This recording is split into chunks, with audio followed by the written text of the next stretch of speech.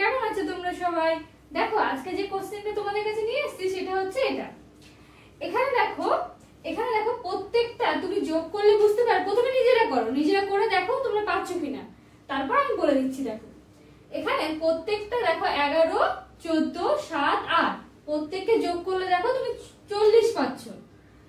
এখানেও মানে এই 11, 14, 7 আর 8 এইটা যোগ করে তুমি দেখো 40 পাচ্ছ। এখানেও এই চারটেকে যোগ করে তুমি 40 পাচ্ছ।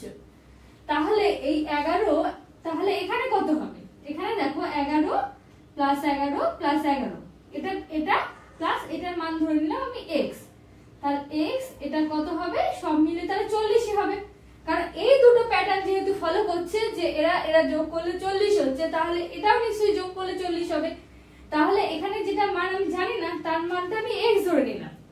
তাহলে এটা যোগ করে দেখলাম 40, তাহলে x এর মান কত হবে? 40 মাইনাস 33 করলে কত পাবো? 7। তাহলে অ্যানসারটা হবে এখানে 7। এখানে অ্যানসারটা হবে তাহলে 7।